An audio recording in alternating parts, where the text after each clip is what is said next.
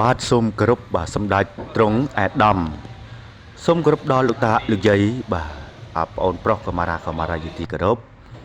បាទក្នុងនេះខ្ញុំបាទរស់មិនយូរហើយប្រុសស្អាតនេះបាទថ្ងៃនេះជាថ្ងៃបាទបុណ្យផ្កាប្រាក់សាមគ្គីរបស់បាទវត្តអង្គតាច័ន្ទបាទខ្ញុំប្រកាសរណាអាត្មាភាពបាទជាបច្ចៅអធិការរួមនឹងលោកអាចារ្យគណៈកម្មាធិការវត្តអង្គតាច័ន្ទព្រមទាំងពុទ្ធិបរិស័ទចំណុះជើងវត្តនិងពុទ្ធិបរិស័ទចិត្តឆ្ងាយមូលនិធិជុំជាឯកច្ឆានផ្ដើមធ្វើបុណ្យផ្កាប្រាក់បាទពិធីបុណ្យផ្កាប្រាក់សាមគ្គីដើម្បីចូលរួមបច្ច័យកសាងព្រះវិហារបន្តក្នុងអង្គវត្តតាច័ន្ទស្ថិតនៅ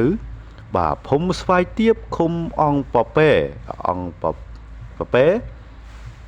ឃុំអង្គពពែស្រុកក្រុងពិសីខេត្តកំពង់ស្ពឺដែលសប្តាហ៍កំពុងតែមានការខ្វះខាតអាស្រ័យដូចបានប្រកេន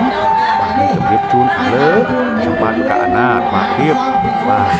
យើងខ្ញុំទាំងអស់គ្នាមានកិត្តិយសសូមជម្រាបជូននឹងនិមន្តជាសារានុការៈគ្រប់ព្រះអង្គបាទគ្រប់ជើងដំលោកជំទាវឲ្យលោកស្រី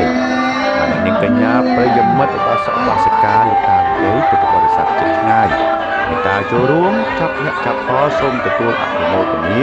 យកកសលផលបនតាមកម្លាំងសិទ្ធិចេតារៀងខ្លួនអប្រិមិត្តទីស្រីបាទសមាជិកមិនយូរផ្សព្វផ្សាយទៅរឿងពិតក៏ដូចជាមិនប្រឌិតដែរបាទថ្ងៃនេះជាថ្ងៃសុទ្ធមុនចូលបុណ្យគេហៅថាថ្ងៃសុទ្ធមុនចូលបាទថ្ងៃដំបូងប្រិមិត្តយើងបាទបញ្ចប់ថ្ងៃសុទ្ធមុនថ្ងៃសៅរ៍បញ្ចប់ថ្ងៃអាទិត្យប្រិមិត្តបាទថ្ងៃ12រោចខែមិញឆ្នាំម្សាញ់ពុទ្ធសករាជ2569ត្រូវនឹងថ្ងៃទីបាទ14ខែកុម្ភៈឆ្នាំ2026ប្រិមិត្តយើង